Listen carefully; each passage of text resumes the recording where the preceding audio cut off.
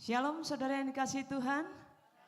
Bersyukur kalau pada hari ini kita diperkenankan oleh Tuhan untuk memasuki tahun yang baru. Biarlah kita memulai tahun yang baru ini bersama-sama dengan Tuhan. Saudara siap? Mari kita secara khusus mempersiapkan diri kita untuk memasuki ibadah kita. Dengan segenap hati dan dengan segenap jiwa, kami mau mempersembahkan pujian bagi Tuhan.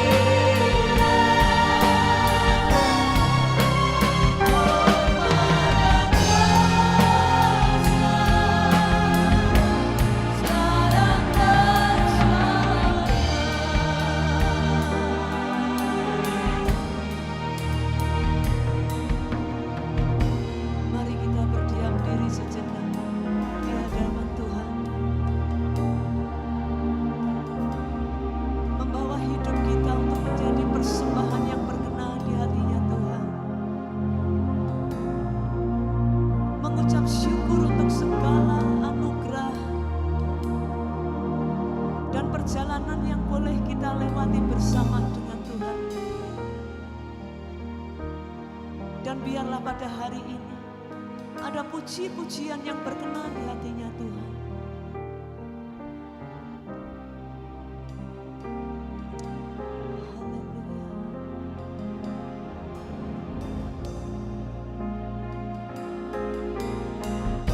Yang telah hancur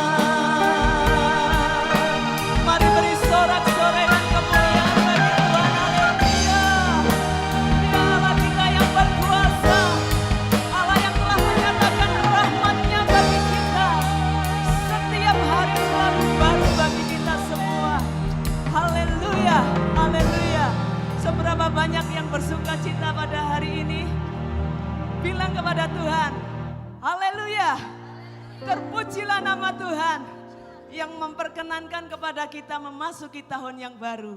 Boleh kita memberikan salam kepada kiri kanan, katakan, selamat tahun baru. Bersama Tuhan kita mau bersuka karena kebaikannya. Haleluya. Mari menari dan memuji Tuhan. Bukan bersuka karena kebaikan-Mu, dalam hadirat Tuhan ku akan bersuka.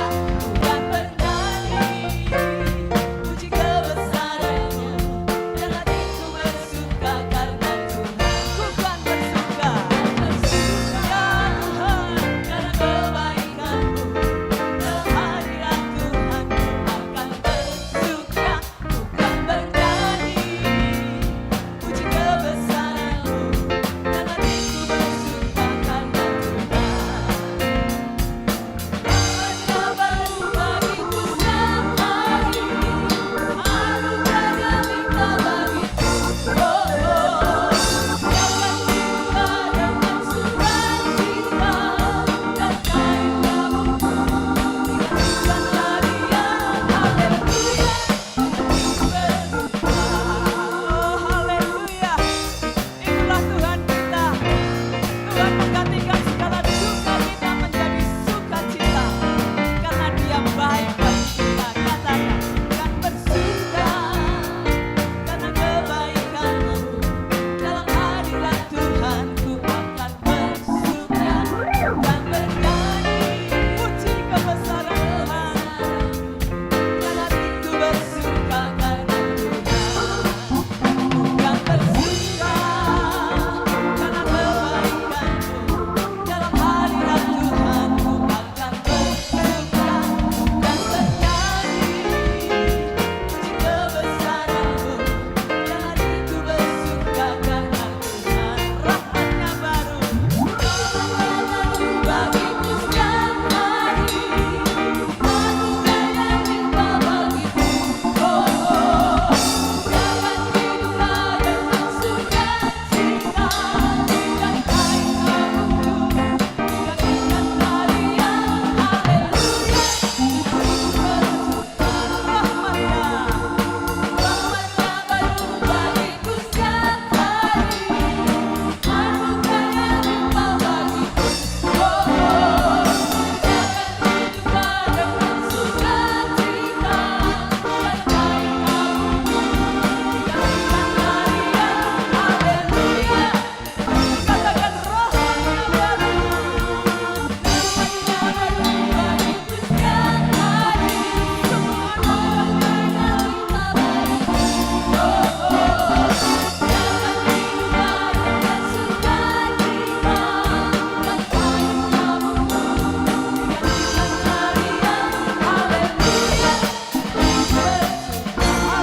Haleluya, haleluya, haleluya, haleluya, dan hatiku bersuka. Haleluya, silakan duduk Bapak Ibu saudara yang kasih Tuhan. Sungguh rahmat Tuhan tidak pernah berkesudahan, selalu baru tiap hari, dan Dia menggantikan segala duka kita menjadi sukacita. Sebuah kesaksian yang akan memberkati kita semua dari Ibu Sofia. Beri kemuliaan bagi nama Tuhan.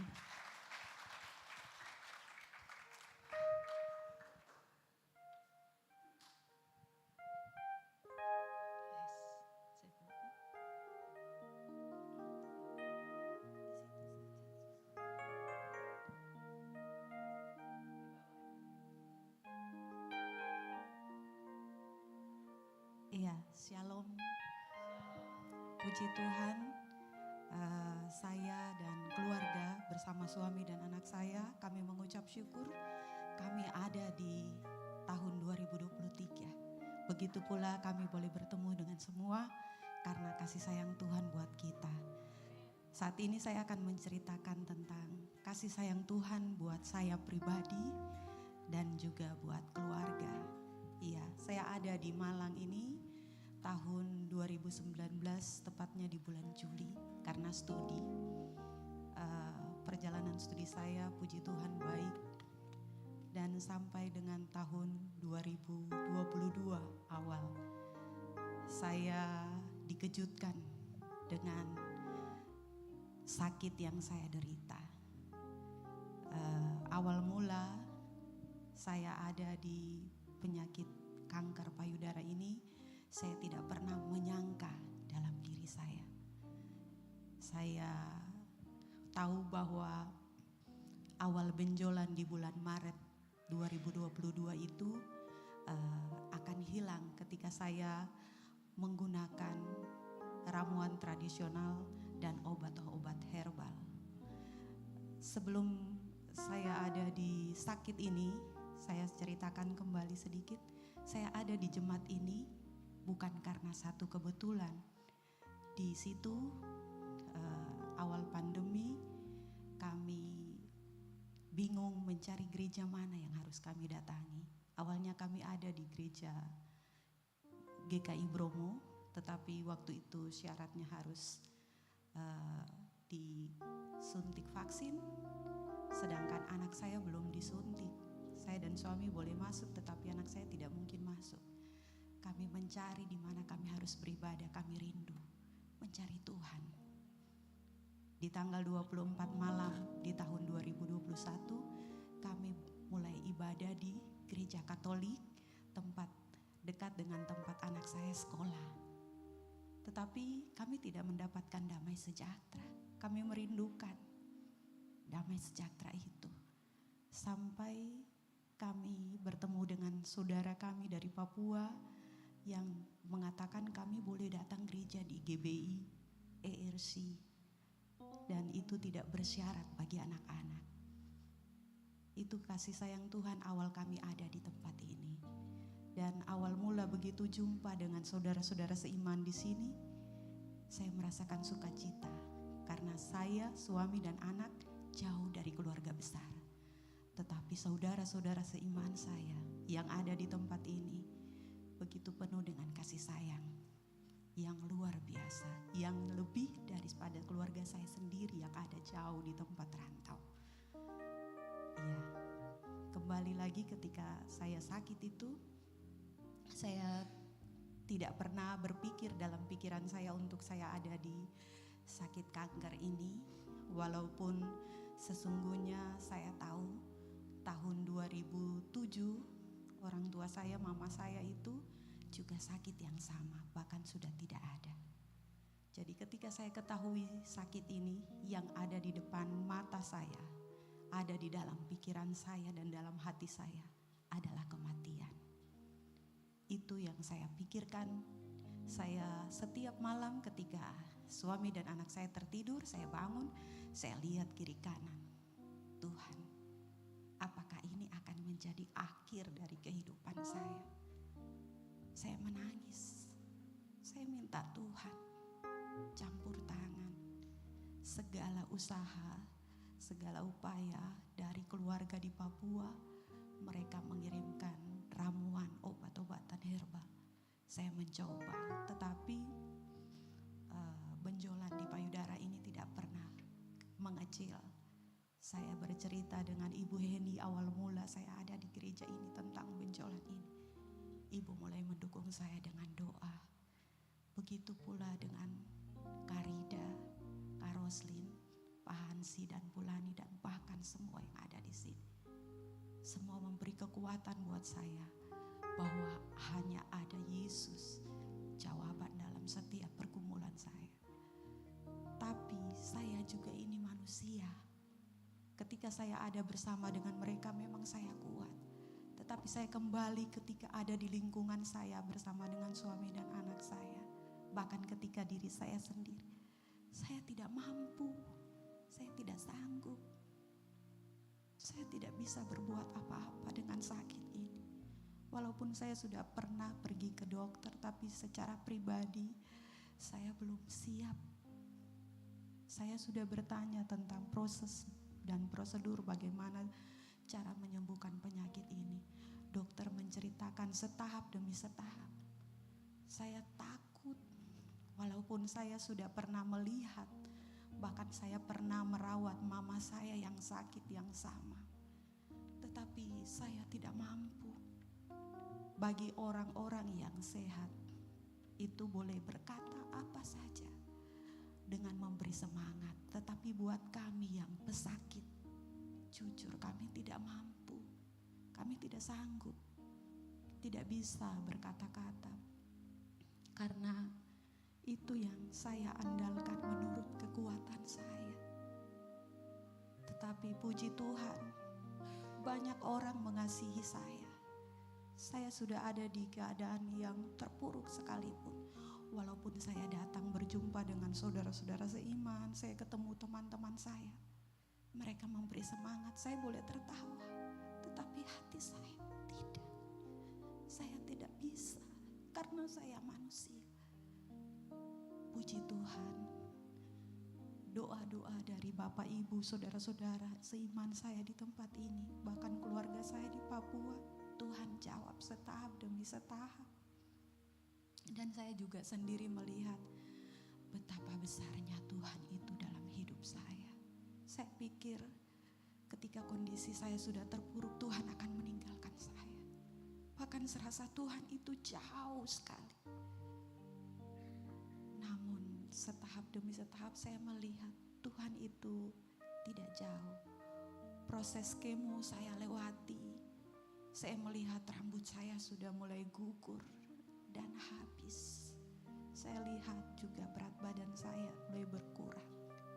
Saya merasakan apakah ini akhir dari hidup saya.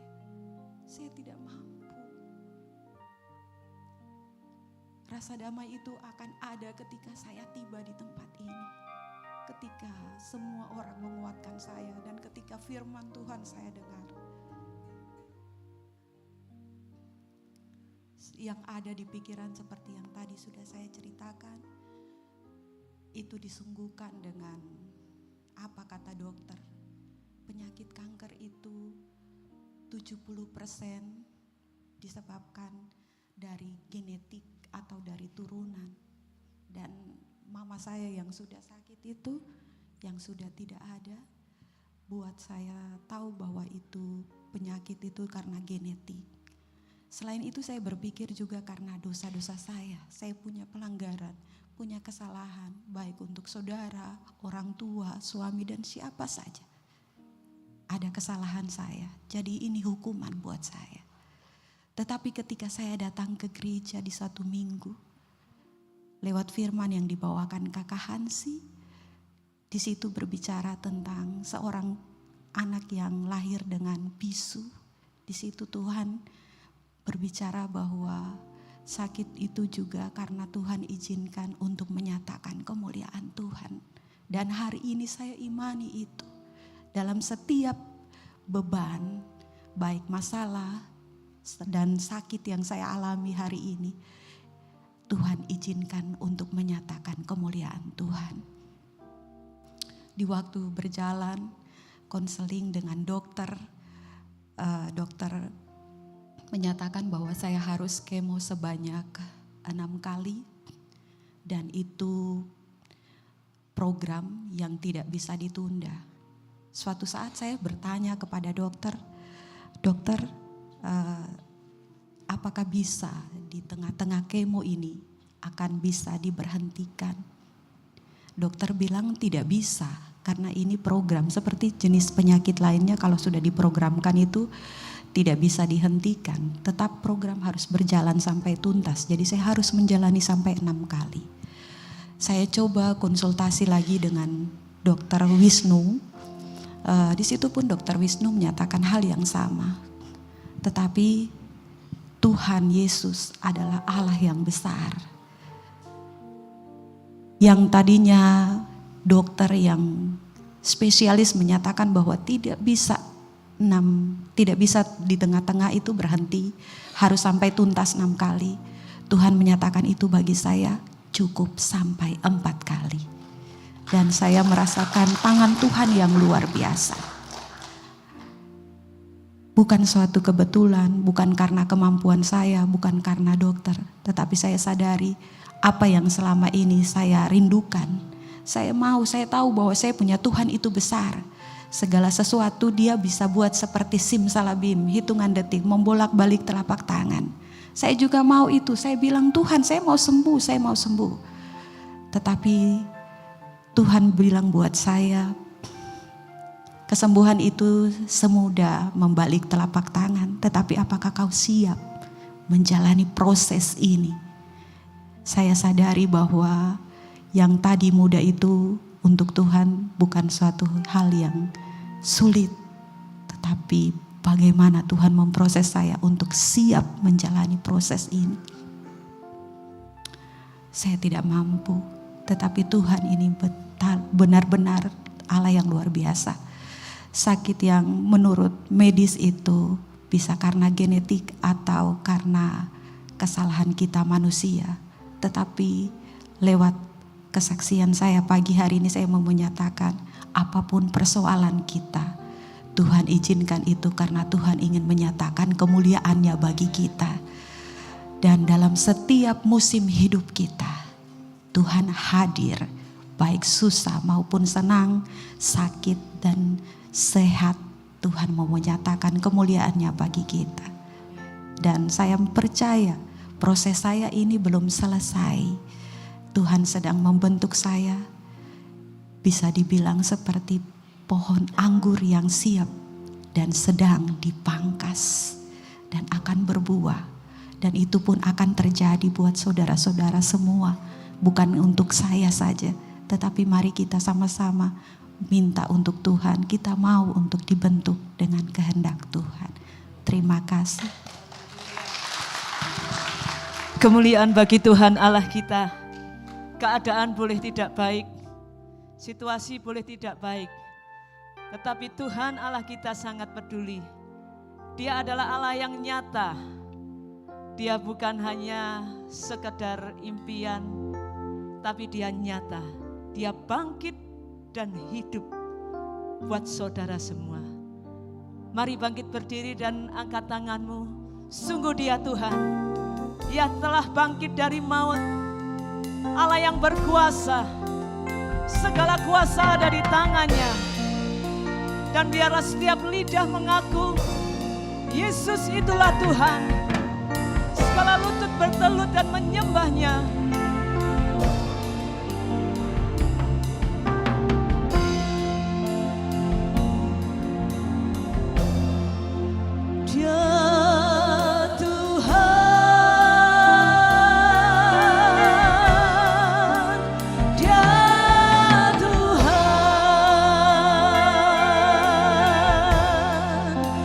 Dia bangkit dari kubur.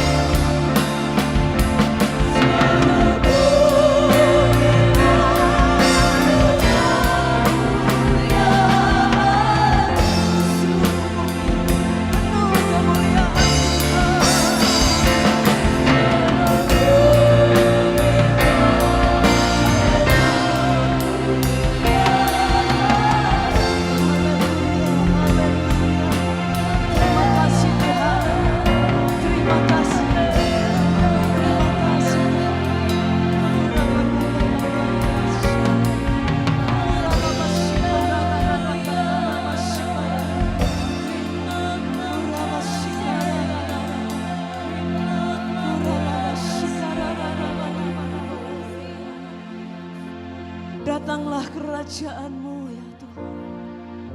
Di tempat ini, di hidup kami, seperti di dalam surga. Nyatakan kehendak-Mu. Jadilah kehendak-Mu di dalam setiap kami. Mari masing-masing katakan kepada Tuhan. Nyatakan dan jadilah kehendak-Mu di dalam hidupku. Haleluya, haleluya.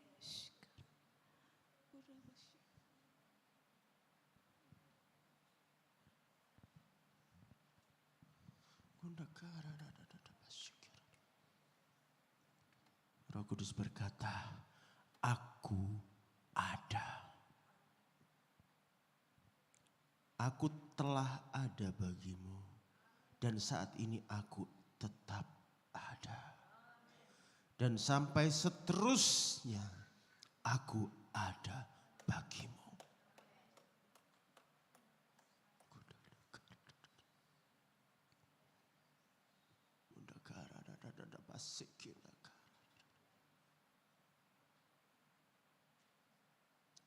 Terima kasih Bapa, terima kasih Bapa.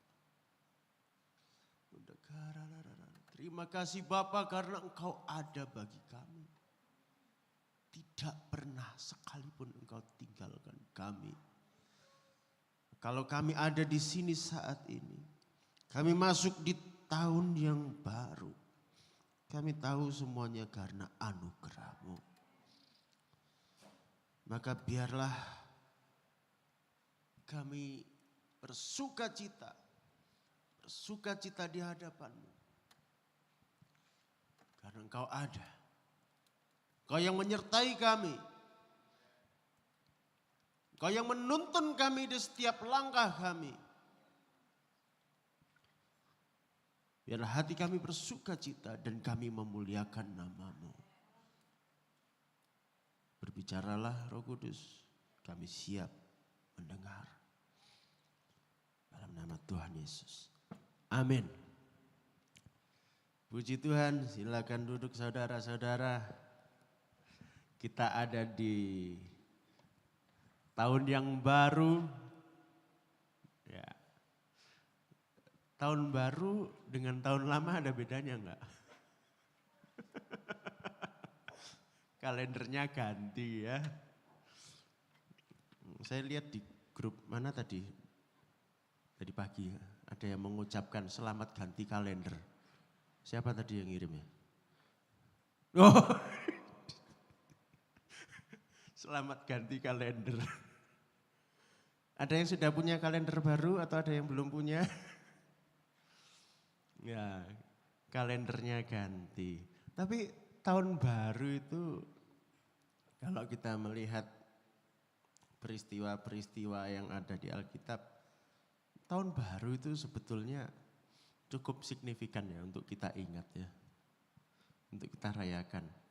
Kita merayakan Natal tanggal 25 Desember.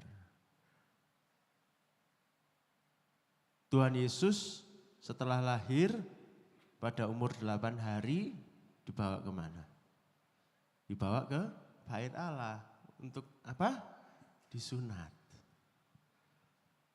Itu buat orang Yahudi penting banget loh itu. Seorang laki-laki yang baru lahir, dia baru diakui sebagai bagian dari umat perjanjian ketika tanda perjanjian itu dilakukan, disahkan, yaitu dengan sunat. Dan pada hari itu juga di Bait Allah ada 2 orang nabi ya, yang melihat Tuhan Yesus dan mereka bersuka cita karena mereka melihat inilah pertolongan bagi Israel. Inilah Mesias yang ditunggu-tunggu. Ya, suatu deklarasi yang luar biasa. Jadi di tahun baru ingat perjanjian. Ingat hidup kita ada di dalam perjanjian dengan Tuhan.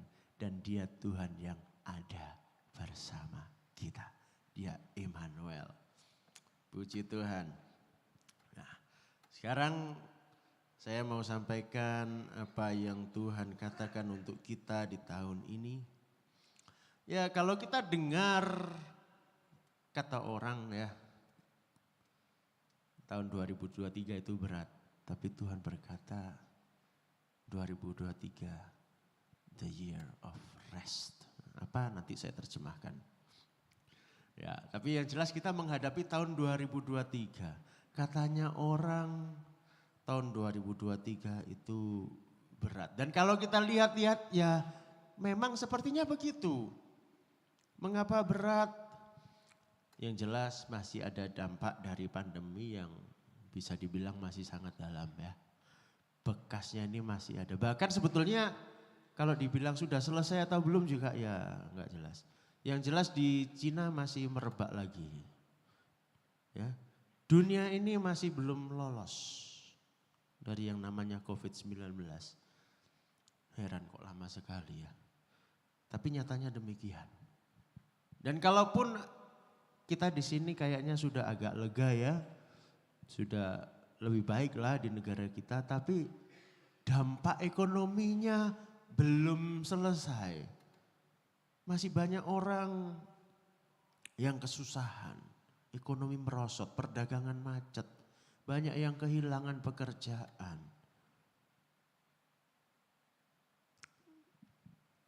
Lalu juga itu menimbulkan banyak persoalan sosial juga. Ya. Ada berbagai macam persoalan kita hadapi gara-gara COVID-19. Dan itu mendunia, bukan cuma Indonesia, bukan cuma di Malang. Di mana-mana. Selain itu dunia ini bergejolak terus ya. Kok rasanya akhir-akhir ini nggak ada damai-damainya gitu.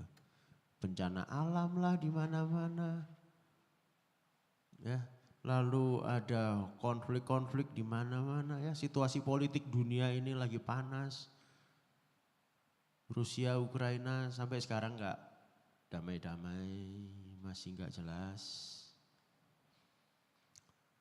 Di Indonesia sendiri kondisi dalam negeri kok ya lumayan panas juga ya kan. Nah, kalau lihat situasi ini suram. Rasanya suram ya.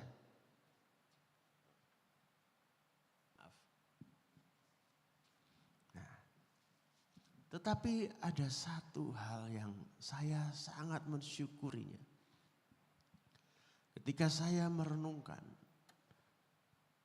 beberapa lama saya berdoa dan merenungkan, Tuhan apa yang kau mau di tahun depan. Tuhan cuma berikan satu kata di hati saya yang bikin saya kaget. Rest, itu bahasa Inggris, rest artinya istirahat. Rest. Kayak apa kira-kira? Gambarnya boleh dikeluarin?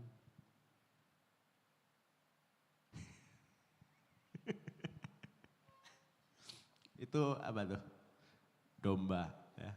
Domba yang lagi bobo. Di atas rumput yang hijau. Enak ya? Nanti kalau buka mata lapar tinggal up. Ya. Tuhan menjanjikan istirahat. Tapi bukan cuma janji, ini juga sebuah perintah. Awalnya saya heran, tapi kemudian Tuhan berikan penjelasan-penjelasan. Menghadapi tahun yang katanya susah, banyak persoalan. Kita mungkin akan merasa, waduh gak ada alasan, gak ada waktu untuk istirahat. Apalagi para pengusaha yang sedang berjuang mati-matian, menjaga supaya usahanya tetap bertahan. Rasanya gak ada kata istirahat. Kerja, kerja, kerja. Iya, betul. Kita memang harus bekerja. Istirahat di sini bukan berarti bermalas-malasan, bukan. Nanti saya jelaskan apa maksudnya istirahat ini ya. Istirahat itu ya biasanya rest itu kita terjemahkan sebagai istirahat yang pengertiannya sebatas pada istirahat secara fisik. Badan kita istirahat, duduk, leyeh-leyeh ya. Terus tidur gitu ya. Ya itu memang istirahat sih. Dan kita juga memang butuh istirahat tubuh kita. Kalau enggak sakit. Tetapi makna istirahat di sini lebih dari itu. Yang pertama itu tadi ya, berhenti dari aktivitas, ya istirahat secara fisik. Kemudian makna yang kedua, kalau dilihat di kamus itu berada dalam keadaan yang santai, relax, santai. Santai itu tidak harus berhenti loh ya, betul ya? Kita bisa beraktivitas tapi santai, gitu ya, tidak tegang. Nah itu makna yang ketiga adalah bebas dari kegelisahan dan tekanan. Kalau ada yang gelisah hatinya, Tuhan bilang beristirahatlah.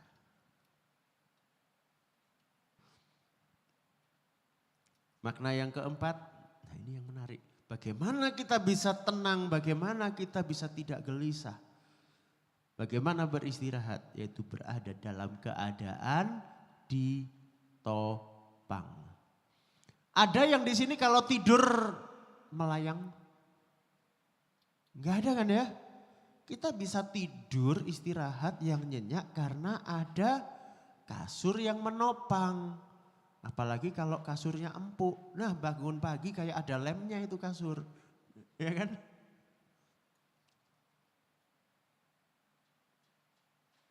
Kita perlu ditopang.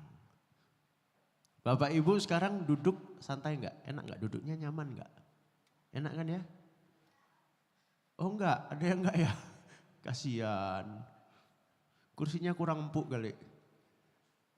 Kalau seumpama itu kursinya diambil, gimana? Enggak enak, ya kan? Lantainya keras. Ya, kita perlu membiarkan diri kita ditopang. Supaya kita bisa istirahat. Supaya kita bisa lega. Nah, istirahat kita yang dimaui oleh Tuhan adalah nonton Netflix, drakor, semalaman. Oh bukan ya. Banyak orang cari refreshing ya, istirahat, healing katanya sekarang ya. Ke mall, shopping. Bukan itu. Sekarang lagi musim apa lagi? Liburan, glamping, glamorous camping.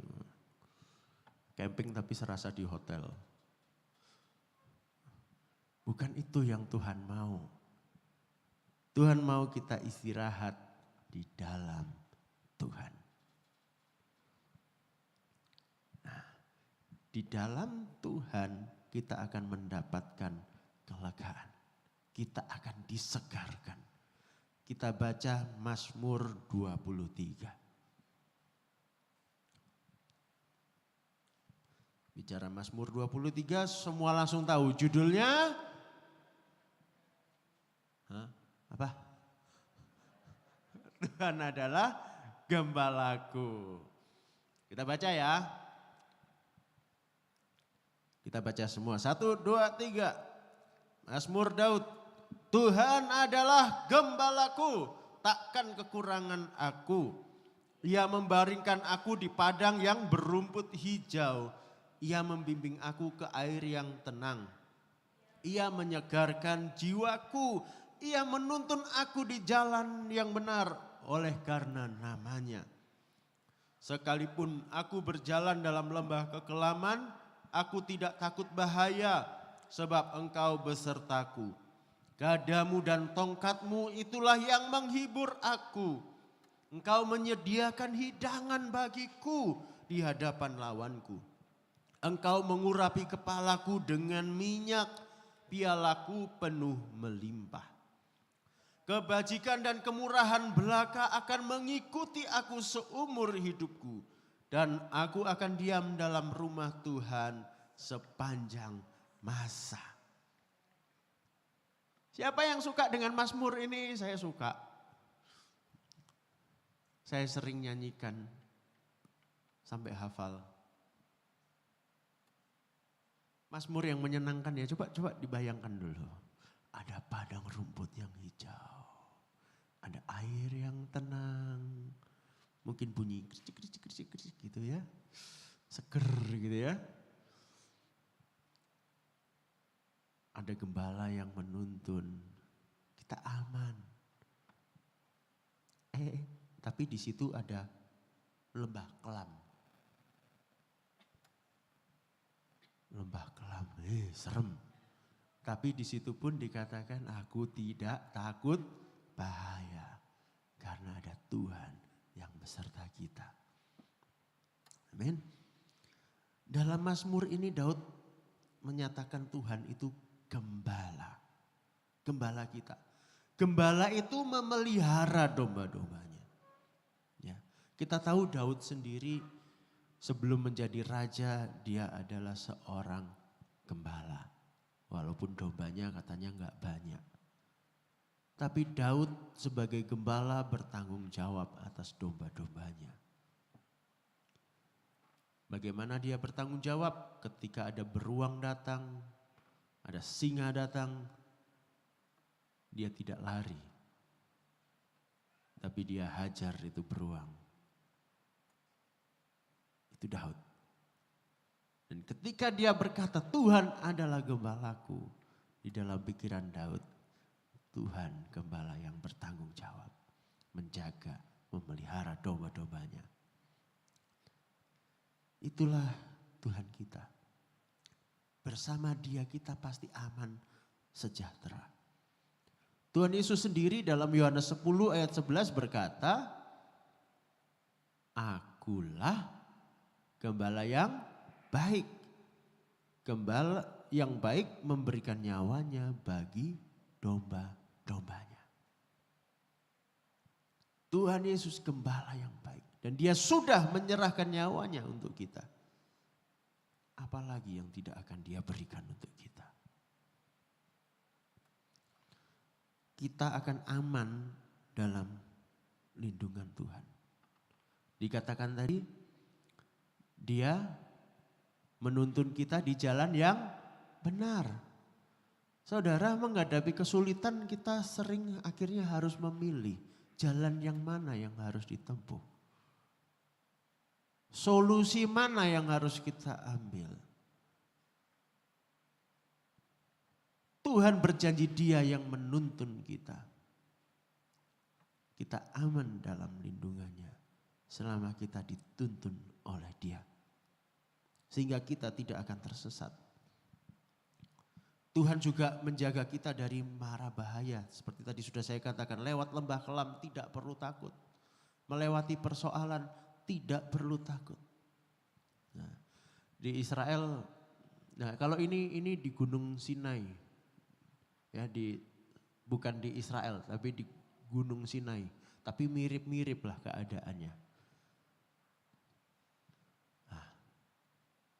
Di area seperti itu rawan serangan binatang buas, serigala dan macam-macam. Tapi ada gembala yang menjaga. Tahun ini katanya orang banyak kesusahan, ya. Tapi ada Tuhan bersama kita. Dan Tuhan menyediakan yang terbaik. Gembala itu tahu kebutuhan domba-dombanya. Dia kenal domba-dombanya. Makanya dia menyediakan rumput yang hijau, air yang tenang. Apa yang dibutuhkan oleh domba itu. Apa yang engkau butuhkan Tuhan tahu. Sebelum engkau meminta, Tuhan sudah tahu. Amin. Percayalah. Itulah janji Tuhan buat kita. Lah bagian kita lalu apa? Bagaimana kita beristirahat di dalam Tuhan itu? kita harus menjadi domba yang baik. Jadi domba yang baik itu ikut gembalanya. Ya, kita harus mengikuti gembala kita.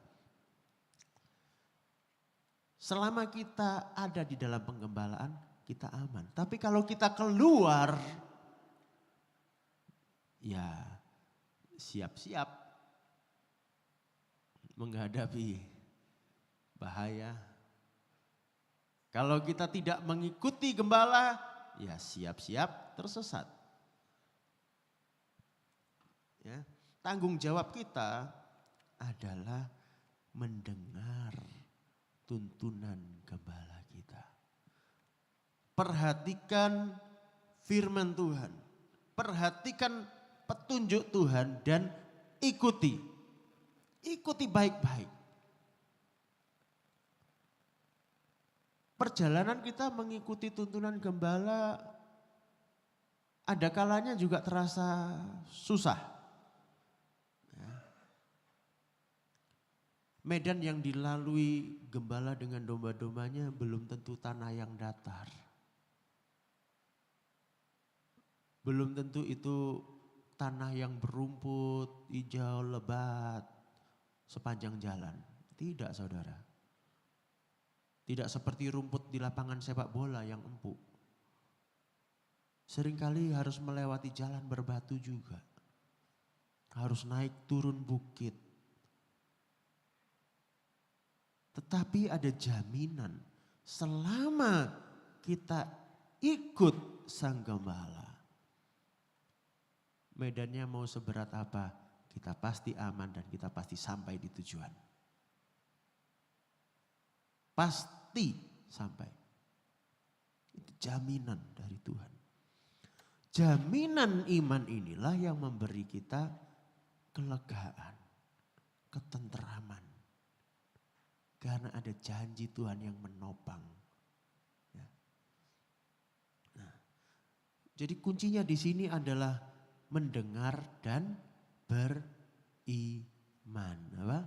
Mendengar dan beriman.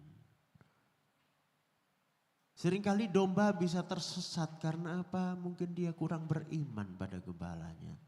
Gembalanya bilang lewat sini. Lalu gembala itu bilang, enggak mau, di situ tanah berbatu, di situ rumput. Enak mana? Enakan rumput. Tapi gembala itu enggak tahu, di situ sedang ada singa menanti.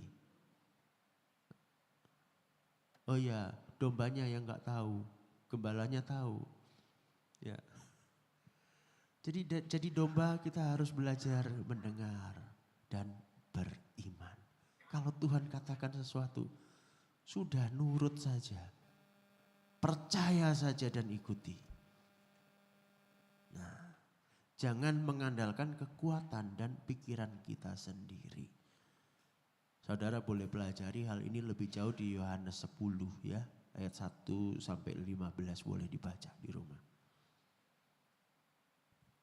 Nah, dalam mengikuti gembala kita, namanya juga istirahat katanya ya. Ada saatnya untuk diam.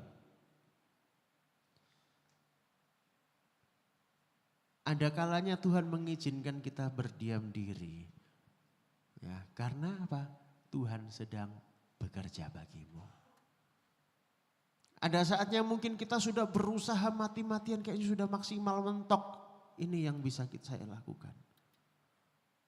Serahkan selanjutnya pada Tuhan. Belajar berserah. Biarkan Tuhan bekerja. Roma 8 ayat 28 bilang apa? Allah turut bekerja di dalam segala sesuatu untuk mendatangkan kebaikan bagi mereka. Kasihnya. Tuhan Allah sedang bekerja mendatangkan kebaikan bagimu. Kalau serasa jalannya buntu, jangan khawatir. Tuhan sedang bekerja. Tetapi tidak diam terus. Kalau diam terus itu namanya malas. Ada saatnya juga kita harus berjalan. Seperti orang Israel ketika keluar dari Mesir, Di padang gurun mereka dituntun oleh tiang awan dan tiang api. Ketika tiang awan itu berhenti, mereka berhenti. Tapi ada saatnya kemudian tiang awan ini berjalan. Mereka pun berjalan kembali. Katanya istirahat kok jalan. Kita berjalan mengikuti Tuhan dengan hati yang tenang, yang bersuka cita. Menghadapi kesulitan apapun, jalan apapun yang kita tempuh selama kita ikut Tuhan. Usaha kita tidak akan sia-sia. Apa yang kita kerjakan tidak akan sia-sia. Ada jalan buntu sekalipun Tuhan buka jalan yang baru. Amin. Ya. Lalu yang terakhir, bagian kita adalah tetap berada dalam kawanan. Dombanya ada berapa tuh? Saya belum ngitung yang digambar ada berapa. Tapi yang jelas nggak ada gembala domba cuman bawa domba 1 ekor. Ya kan? Pasti beberapa ekor lah. Masa cuma 1?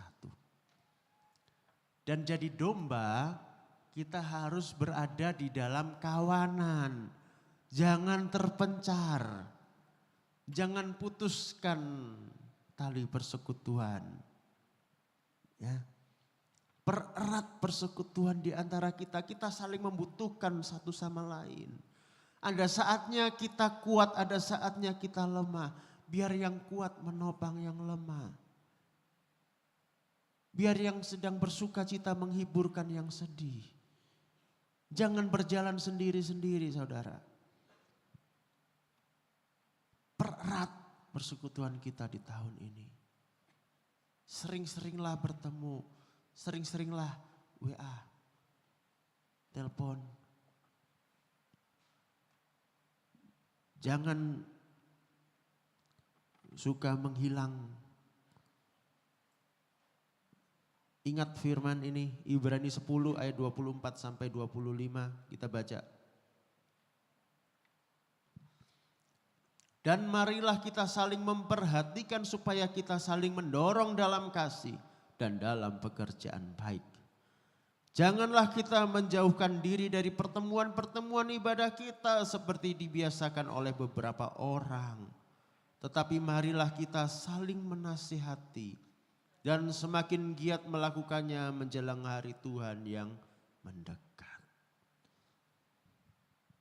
Tuhan katakan, ingat, jangan menjauhkan diri. Berarti mendekatlah.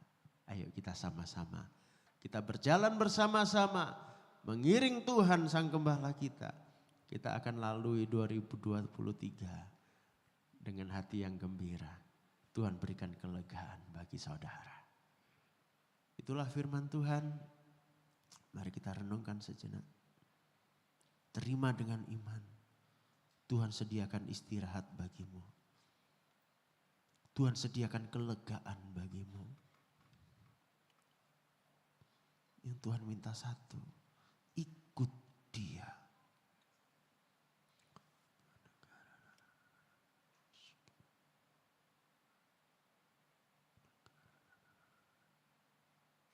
Bapa, kami mau menjadi domba-dombamu yang taat mendengar suaramu. Tolong telinga kami untuk selalu mendengar. Berikan kami hati yang selalu mencari firman Tuhan. Hati yang lembut, yang taat pada firman Tuhan. Supaya sepanjang tahun ini kami tidak akan tersesat. Sepanjang tahun ini ancaman apapun yang ada kami lalui bersama Tuhan penuh dengan kemenangan. Terima kasih Bapa. Kami serahkan perjalanan kami tahun ini dalam tangan-Mu. Demi nama Tuhan Yesus. Amin.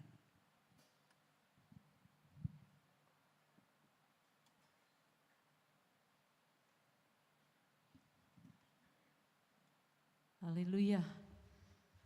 Saudara siap memasuki tahun 2023 bersama dengan Tuhan? Optimis ya? Bersama dengan Tuhan kita hanya akan menemukan padang rumput yang hijau. Haleluya. Mari kita mempersiapkan diri untuk mengikuti perjamuan kudus. Perjamuan kudus akan dilayani oleh Bapak Gembala kita, Pendeta Yohanes Haryono.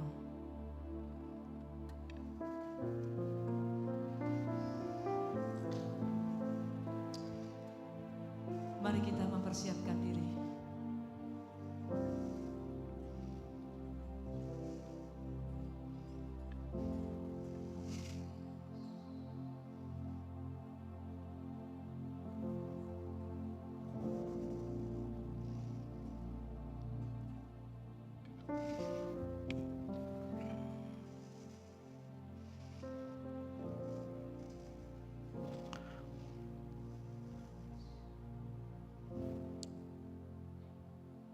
Haleluya. Kita masuk ke tahun baru. Tahun 2023. Haleluya. Masih hidup. Ya, luar biasa. Masih hidup. Bentar. Ya. Saya ingin membacakan 3 pokok. Yang pertama, kita bersyukur masih boleh berkelana di tahun ini. Amin. Yang kedua, kita masih boleh merasakan, menikmati penyertaan Tuhan di dalam berkelana itu. Tetap. Yang ketiga, ini yang penting. Kita harus diingatkan bahwa Tuhan menyertai kita. Sang Gembala yang baik telah memberikan nyawanya dan disalibkan untuk kita. Dan pada hari yang ketiga, dia bangkit pula kebangkitannya untuk kita. Amin. Dia bangkit.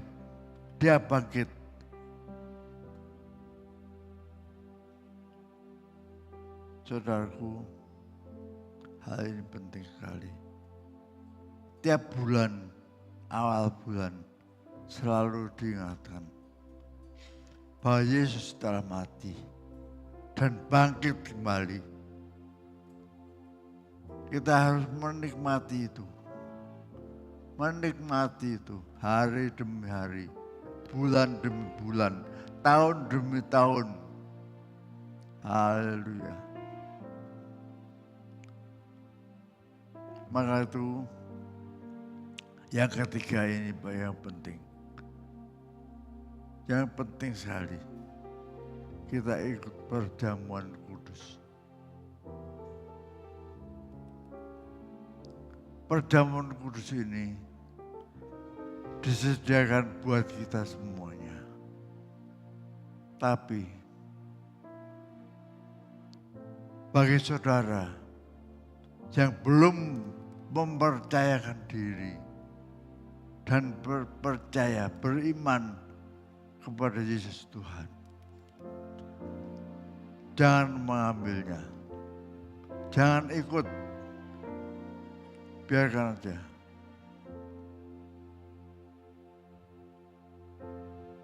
Hanya bagi orang yang beriman dan sudah menyatakan diri untuk dibaptis. Jadi tidak cukup cuma beriman dan dibaptis. Setelah itu barulah. Nah, bagi saudara yang sudah percaya, bagimu akan dikuatkan. Kita akan diteguhkan dalam persekutuan seperti ini. Tapi bagimu yang tidak percaya, itu menghina Tuhan Yesus. Kau tidak percaya, kau mau mengambil, jangan diambil. Maka itu renungkan sebelum kita ikut perjamuan ini. Mari kita merenungkannya. Sudahkah kita percaya dan beriman?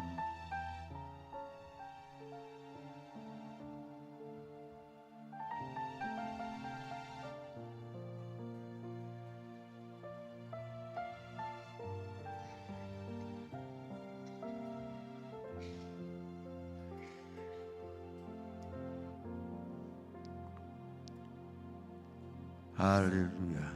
Masuk ke hadirat-Mu, bawa persembahan ke tempat kudus-Mu.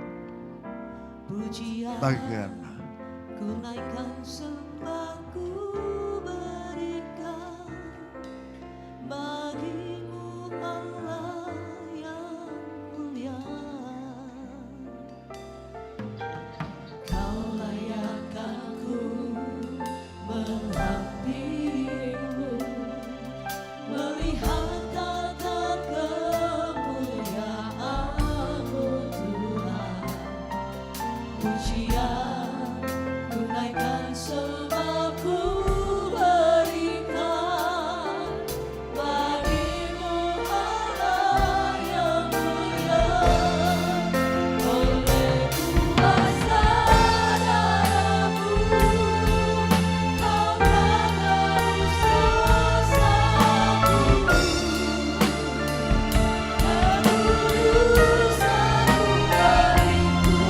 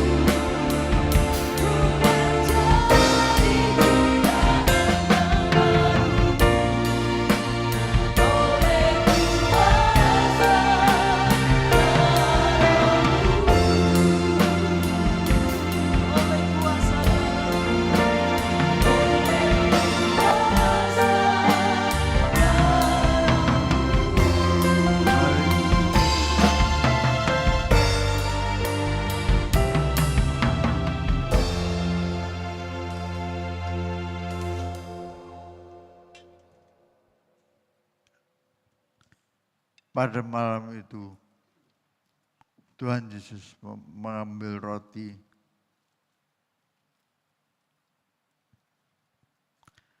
mengucapnya syukur dan berkata, inilah tubuhku, inilah tubuhku.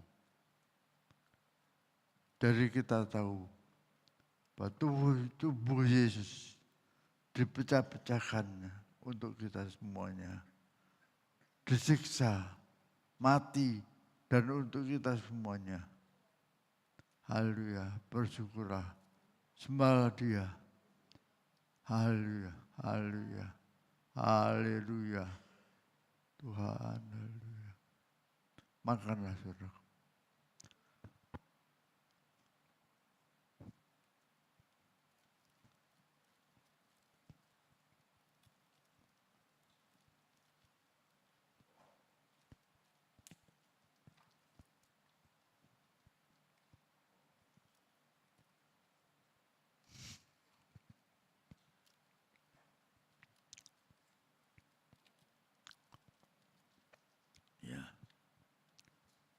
Setelah makan, diambilnya roti, diambilnya anggur, dan dia berkata,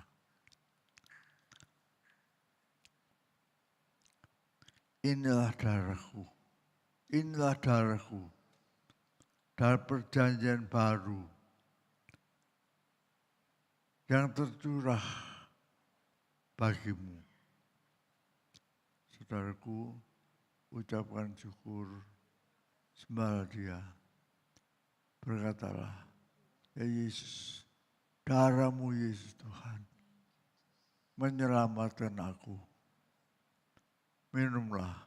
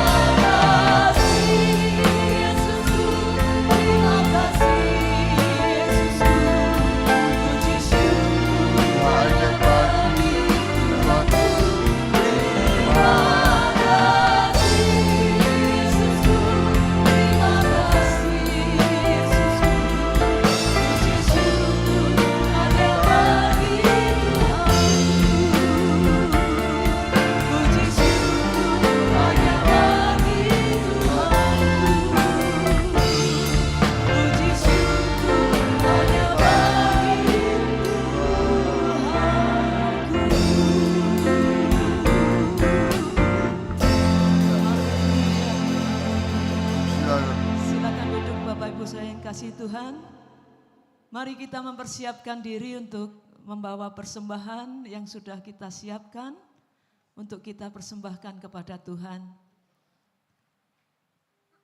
Bagi Bapak Ibu yang mungkin pada tanggal 25 tidak hadir dalam ibadah Natal dan rindu mempersembahkan persembahan syukur tahunan, dipersilahkan.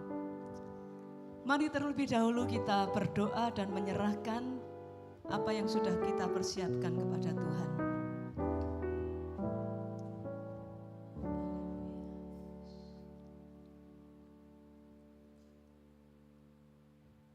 Bapa, kami mau mempersembahkan apa yang sudah kami persiapkan kepadamu. Kiranya Engkau menerima persembahan kami.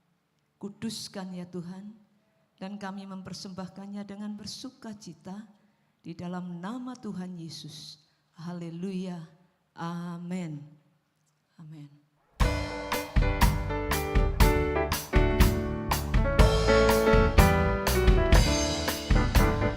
Besar dan perkasa Allah kita, besar dan dahsyat Dia. Besar dan perkasa Allah kita, besar dan dahsyat Dia. Angkatlah panjimu dan suaramu, puji Sang Raja. Besar dan perkasa Allah kita, besar dan dahsyat Dia. Besar dan perkasa. Besar dan perkasa Allah kita, besar dan dahsyat Dia. Besar dan perkasa Allah kita, besar dan dahsyat Dia. Angkatlah panjimu dan suaramu, Puji Sang Raja. Sang Raja. Besar dan perkasa Allah kita, Sekali lagi bilang besar dan perkasa. besar dan perkasa Allah kita, besar dan dahsyat Dia. Besar dan perkasa Allah kita, besar dan dahsyat Dia. Angkatlah panjimu dan suaramu, puji Sang Raja. Besar dan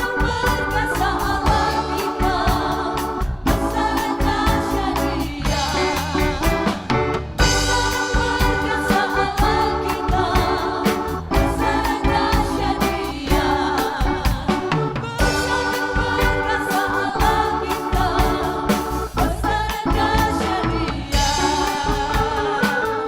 Haleluya. Kita rindu berdoa bagi saudara yang berulang tahun mulai tanggal 19 kemarin ya. Sudah lama kita tidak berdoa ulang tahun sampai hari ini ya. Bagi saudara yang hadir di gereja silakan berdiri.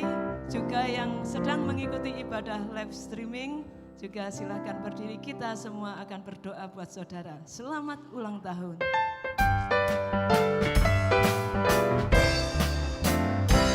Selamat ulang tahun.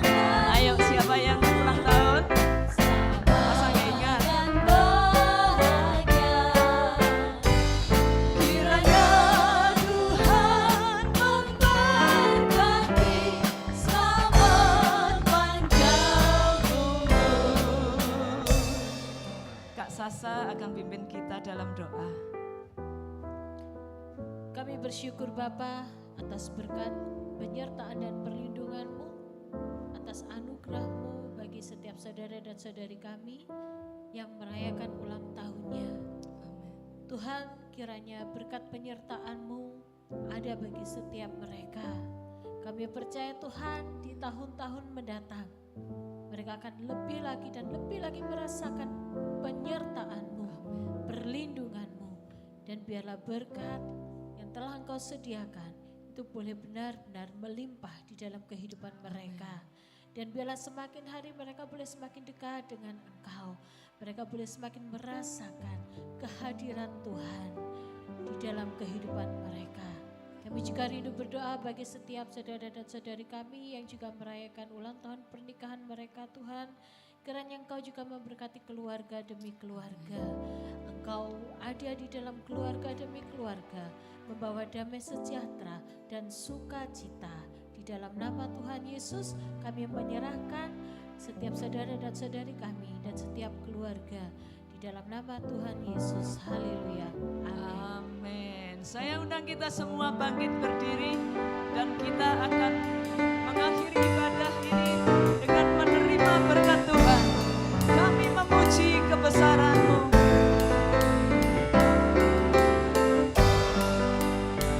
Kami memuji kebesaran-Mu, ajaib Tuhan, ajaib Tuhan. Kami memuji kebesaran-Mu,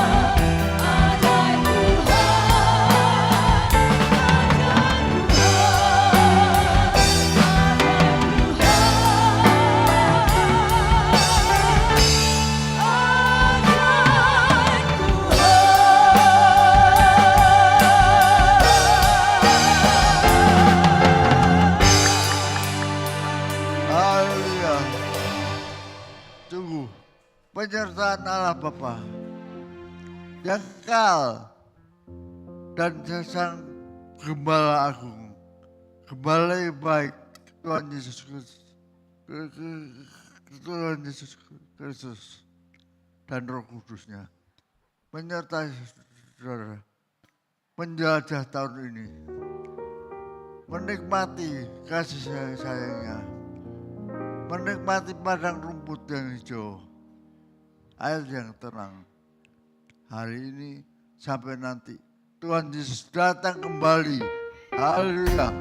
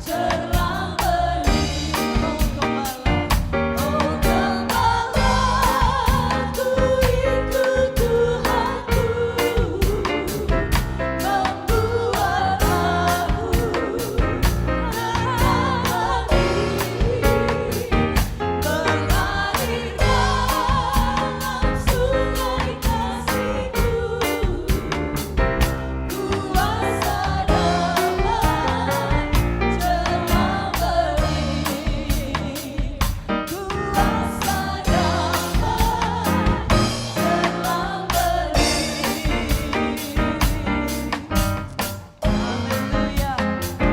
Selamat memasuki tahun 2023. Terus semangat bersama dengan Tuhan. Tuhan Yesus memberkati.